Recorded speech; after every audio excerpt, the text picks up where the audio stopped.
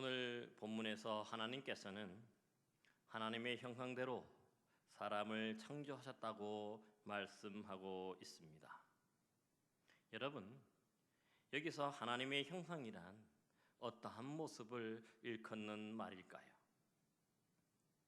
예를 들어 멋있는 그런 백발을 가진 할아버지의 모습일까요? 아니면 중후한 노년의 그러한 모습일까요? 아니면 백인일까요? 흑인일까요? 우리와 같은 그런 황인일까요? 분명한 것은 이 단어는 하나님의 어떤 실제의 모습을 육체적으로 나타나고 있다는 의미는 결코 아닙니다. 왜냐하면 요한복음 4장 24절에 기록된 대로 하나님은 영이시기 때문에 그렇습니다. 하나님은 영이심으로 결코 그 어떤 육체적 모습을 지니고 있는 분이 아니십니다. 그래서 십계명 중 제2계명에도 하늘과 땅, 물속에 있는 그 어떤 것을 하나님의 모습으로 묘사하는 것, 그 자체를 우상숭배와 동일시하였던 것입니다. 그러므로 하나님은 결코 그 어떠한 모습으로도 묘사할 수 있는 분이 아니심을 기억해야 합니다. 그러면 하나님의 형상이란 무엇일까요? 오늘 본문 말씀을 살펴보면 하나님의 형상이 무엇인지 짐작해 볼 수 있습니다. 26절 말씀입니다. 하나님이 이르시되 우리의 형상을 따라 우리의 모양대로 우리가 사람을 만들고 그들로 바다의 물고기와 하늘의 새와 가축과 온 땅과 땅에 기는 모든 것을 다스리게 하자. 아멘. 여러분, 오늘 본문에서 하나님께서 하나님의 형상대로 인간을 만드시려는 목적이 무엇입니까?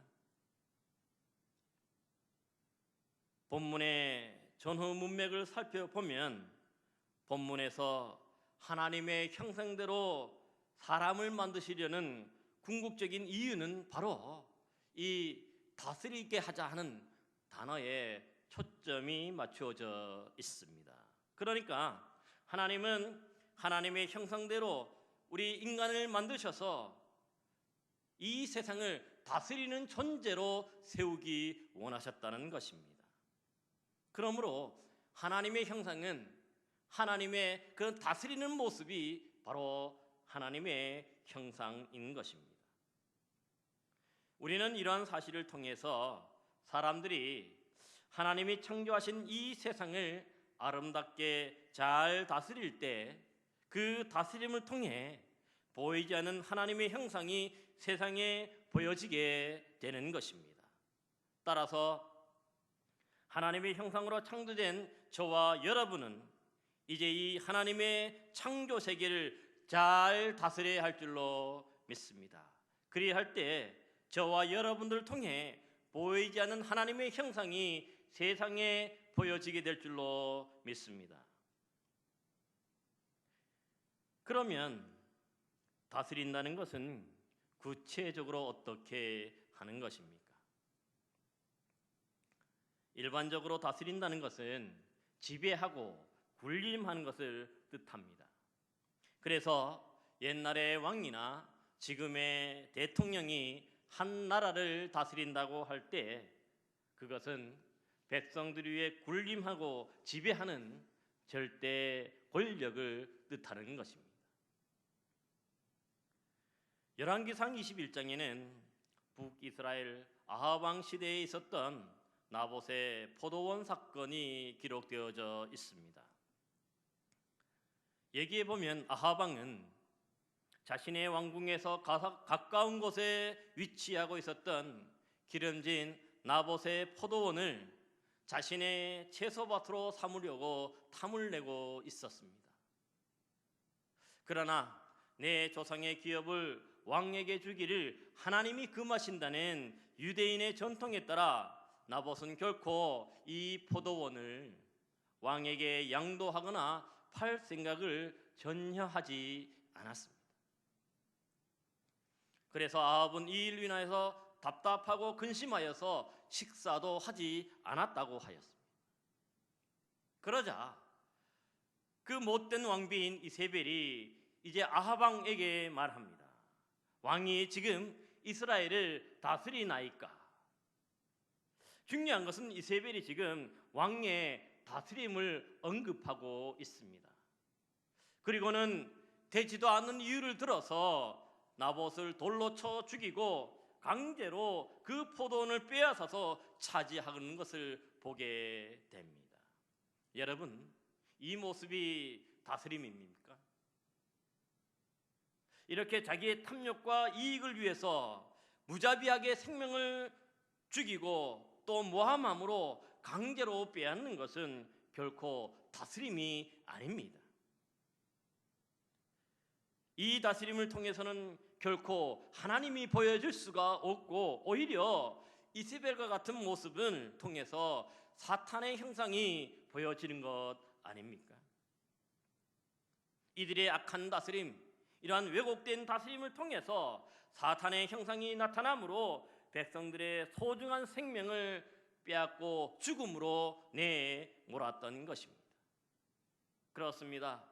이러한 다스림의 모습은 하나님의 형상대로 만드셔서 세상에 하나님의 형상을 나타내고자 하신 하나님의 뜻이 아님이 분명해 보입니다. 분명히 이 다스림의 의미는 왜곡이 되어 있습니다. 성도 여러분, 여러분은 지금 어떠한 형상이라고 생각하십니까? 여러분 중에 이세벨과 같은 사탄의 형상은 한 분도 없는 줄로 믿습니다. 이 자리에 모인 여러분 모두 하나님의 형상이 드러나는 하나님의 백성인 줄로 믿습니다. 성경적으로 볼 때 이렇게 악하게 지배하고 군림하는 것은 결코 다스리는 것이 아닌 것입니다. 그러면 어떻게 하는 것이 진정한 다스림일까요? 오늘 본문 26절, 28절에 나타난 이 다스린다는 말의 의미는 생명을 살리고 생명을 살게 하다 하는 그런 뜻이 있습니다. 그래서 첫사람 아담은 보이지 않는 하나님을 대신하여 하나님이 창조하신 에덴 동산을 잘 돌보고 보살핌으로 에덴 동산을 살리는 사명을 부여받았던 것입니다. 이렇게 생명을 살게 하다는 의미는 창세기 2장 5절을 통해서 더욱 분명하게 이해할 수 있습니다. 하나님은 하늘과 땅을 만드시던 날에 땅을 갈 사람이 없으므로 들에는 초목이 아직도 없었고 밭에는 채소가 나지 아니하였으며 안개만 땅에서 올라와 온 지면을 적셨더라 기록하고 있습니다. 그러자 하나님은 그 땅을 경영할 사람으로, 그 경작할 사람으로 첫사람 아담을 창조하셨던 것입니다. 그래서 창세기 2장 15절에 여호와 하나님께서 그 사람을 이끌어 에덴 동산에 두어 그것을 경작하며 지키게 하셨던 것입니다. 특히 여기서 땅을 갈 사람 또 경작할 사람이란 단어를 그 히브리 원어적인 뜻으로 살펴보면 둘 다 섬기다라는 그러한 동사에서 파생된 단어입니다. 그래서 경작할 사람이란 하나님께서 창조하신 이 땅을 잘 돌보고 섬김으로 생명을 불어넣어 땅을 살리는 사람이란 뜻이 됩니다. 그러므로 인간은 하나님께서 창조하신 이 세상을 잘 돌보고 섬김으로 살리는 임무가 진정한 의미에서의 다스림인 것입니다. 이렇게 볼 때 오늘 본문 28절에는 이런 하나님의 형상과는 어울리지 않는 단어가 하나 있습니다. 어떤 단어일까요? 그렇습니다. 그렇죠? 정복하라는 단어입니다. 분명 본문과는 어울리지 않아 보입니다. 여러분, 정복한다는 것은 무엇입니까? 보통 정복한다는 것은 무지막지하게 짓밟는 모습을 묘사하는 단어 아닙니까? 그러나 성경에서 말하는 이 정복하라는 원래적인 의미는 이렇게 무지막지하게 짓밟는 모습이 결코 아닙니다. 성경이 말하는 이 정복하라의 원어적인 의미는 무엇인가를 이렇게 잘 덮는다 하는 그런 뜻이 포함되어져 있습니다. 그래서 정복하라는 것은 세상 끝까지 이르러 하나님이 지으신 이 피조 세계를 그 어떤 위험으로부터 그 생명을 잘 보호하고 보존하도록 덮어주고 지켜주라는 뜻으로 이해해야 옳습니다. 그리할 때 하나님의 형상이 세상에 보여지게 될 줄로 믿습니다. 신약 성경에는 이러한 다스림에 대해 좀 더 분명하게 설명해 주는 구절이 있습니다. 누가복음 22장 26절에서는 말씀합니다. 너희는 그렇지 않을지니 너희 중에 큰 자는 젊은 자와 같고 다스리는 자는 섬기는 자와 같을지니라. 아멘. 그러니까 다스리는 자는 바로 섬기는 자라고 분명히 밝혀주고 있습니다. 즉 섬기는 것이 진정한 의미에서 다스리는 것이라는 말씀입니다. 그러므로 우리 신앙인들은 우리 자신에게 주어진 환경 속에서 잘 섬겨야만 합니다. 가정에서도 가족들을 잘 섬겨야만 하고 교회에서도 성도님들을 잘 섬겨야만 하는 것입니다. 직장과 세상에서도 그 사람들을, 그 동료들을 잘 섬겨야만 하는 것입니다. 왜냐하면 이 섬김을 통해 진정한 하나님의 다스림을 우리 신앙인들이 실천할 수 있기 때문입니다. 그렇기에 신약 성경은 예수님을 이 땅에 다스리는 자로 오셨다고 분명하게 선포하고 있습니다. 누가복음 1장 33절에 의하면 천사 가브리엘이 마리아에게 나타나서 예수님의 탄생을 예고하면서 영원히 야곱의 집을 왕으로 다스릴 것이며 라고 하였고, 또 요한복음 12장 7절에는 모든 사람에게 영생을 주게 하시려고 만민을 다스리는 권세를 아들에게 주셨다고 기록하고 있는 것입니다. 여러분, 이렇게 만민을 다스리러 오신 예수님은 이 땅에 오셔서 어떻게 다스렸습니까? 마가복음 10장 45절에서는 말씀합니다. 인자가 온 것은 섬김을 받으려 함이 아니라 도리어 섬기려 하고 자기 목숨을 많은 사람들의 대속물로 주려 하려 함이라. 아멘. 여러분, 이 한 구절 속에 예수님의 다스림의 모습이 잘 요약되어 있는 것 아닙니까? 그렇습니다. 예수님은 다스리는 자로서 이 땅에 섬기러 오신 분입니다. 바로 그 섬김을 통해서 하나님의 형상을 이 땅에 드러내셨기 때문입니다. 그래서 예수님은 이 세상의 만민을 섬기기 위해서 자신의 소중한 목숨을 많은 사람들의 대속물로 주셨던 것입니다. 왜입니까? 하나님을 떠난 죄로 말미암아 죽어가는 우리들을 위해서 자신의 목숨을 대속물로 주심으로 섬겨 주셨던 것입니다. 그러하기에 사도 바울은 골로새서 1장 13절에서 15절에 그가 우리를 흑암의 권세에서 건져내사 그의 사랑의 아들의 나라로 옮기셨으니 그 아들 안에서 우리가 속량 곧 죄사함을 얻었도다. 그는 보이지 아니하는 하나님의 형상이요 모든 피조물보다 먼저 나신 이시니 라고 하였습니다. 그렇습니다. 우리를 속량하시기 위해서 자기 목숨을 많은 사람들의 대속물로 주신 예수님은 진정 보이지 않는 하나님의 형상이셨습니다. 그렇기에 사도 바울은 예수님을 보이지 않는 하나님의 형상이라고 분명하게 선언해 주고 있는 것입니다.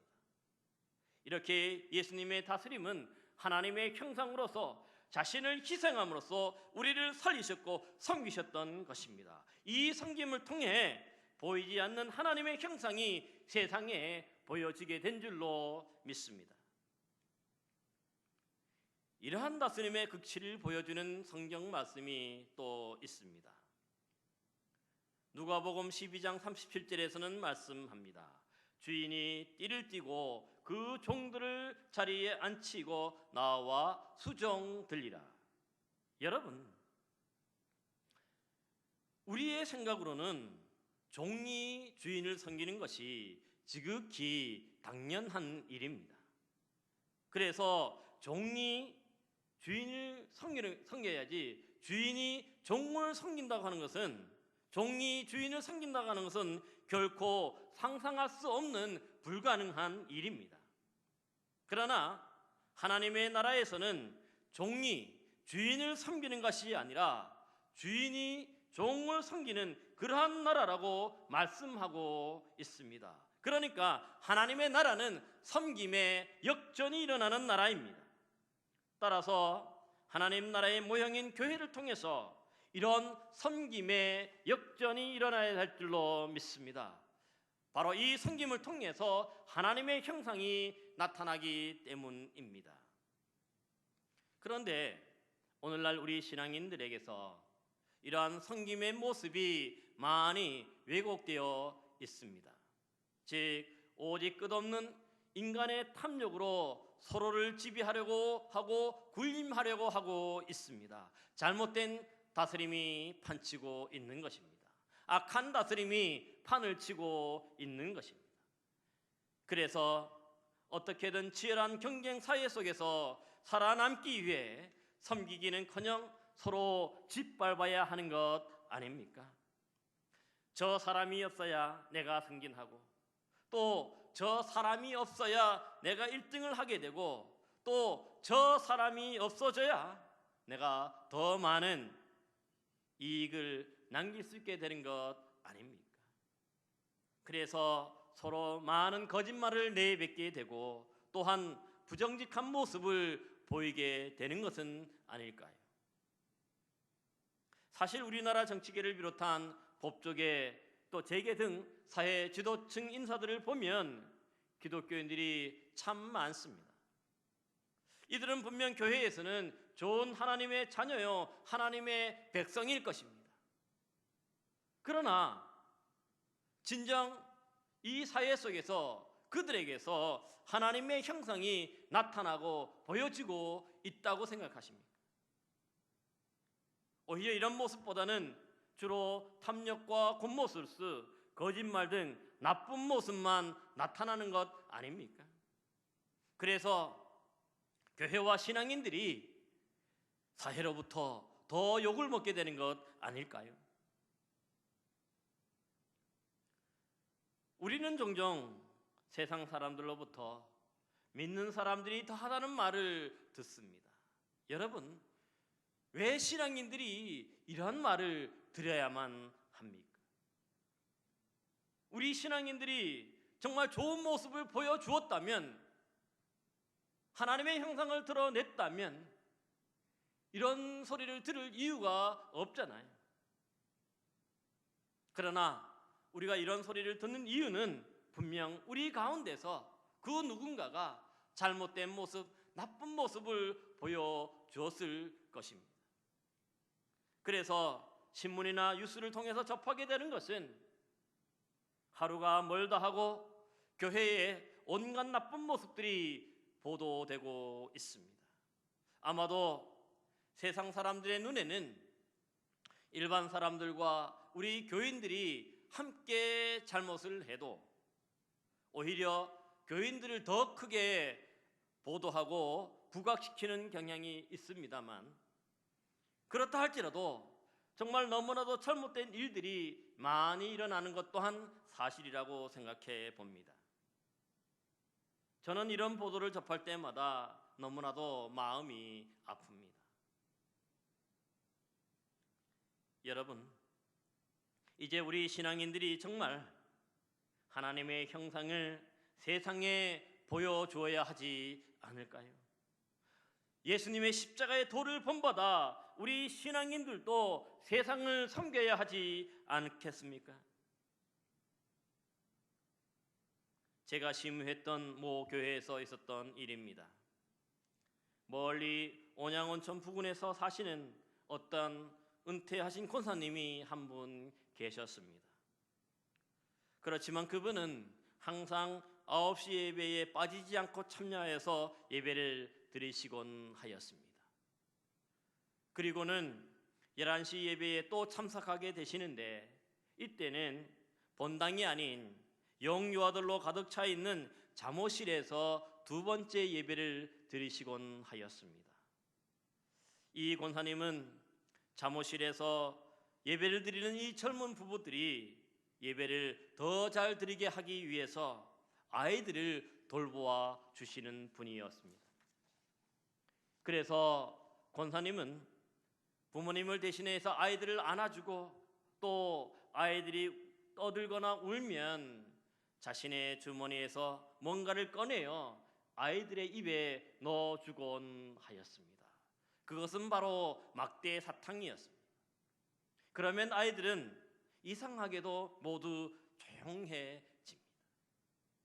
그래서인지 교회의 모든 젊은 분들은 이 권사님을 참으로 좋아했습니다. 그리고 그리워했습니다. 하루는 얼굴을 처음 보는 어떤 여자 성도님이 주일날 교회에서 그 권사님을 찾고 있었습니다. 자신은 10년 전에 이 교회를 다니다가 부산으로 이사 갔는데 서울에 온 김에 그 권사님이 생각나고 또 보고 싶어서 찾아왔다는 것입니다. 그러면서 지금 그 권사님이 살아 계시냐고, 지금도 교회에 출석하시냐고 그렇게 물었습니다. 여러분, 이분은 교회를 다닐 때 정말 그 권사님 덕분에 예배를 잘 드리게 되었고, 그래서 세월이 지났어도 그분이 너무나도 보고 싶어서 찾아왔던 것입니다. 그렇습니다. 이분은 은퇴하신 이 권사님을 통해서 하나님의 형상을 보았던 것입니다. 권사님은 비록 피곤하고 힘들지만 그러나 젊은 분들을 위해서 섬기고 돌보아주는 이 섬김을 통해서 하나님의 형상을 보여줄 수 있게 해 주었던 것입니다. 이렇듯 하나님의 교회는 하나님의 형상이 보여지는 더 많은 성도들로 넘쳐나야 할 줄로 믿습니다. 그래야 서로가 서로를 위로하고 격려하며 돌보고 이 섬기는 모습을 통해서 하나님이 보여지는 곳이어야 하기 때문입니다. 그래야 다른 사람들도 가고 싶은 교회, 또한 오고 싶은 교회, 또 그럴 때 많은 사람들이 모여드는 복된 교회가 되지 않겠습니까? 여러분, 이제 저와 여러분이 우리 교회를 넘어서서 세상에 진정한 하나님의 형상을 보여주어야 한다고 믿습니다. 하나님께서는 하나님의 형상으로 우리를 불러주셨기에 바로 선한 사마리아인처럼 상처받은 영혼들을 찾아가서 돌보아주고 치료해 주어야 할 줄로 믿습니다. 사랑하는 성도 여러분, 이제 저와 여러분은 모두 하나님의 형상으로 거듭나서 하나님을 통해서, 여러분을 통해서 하나님의 형상이 보여지고 하나님이 드러나는 아름다운 신앙인들이 되기를 기원합니다. 여러분의 교회가 이런 하나님의 형상을 보여주는 분들로 충만하게 넘쳐나서 정말 좋은 소문나는 교회, 생명을 살리는 복된 교회가 되기를 기원합니다. 기도하겠습니다.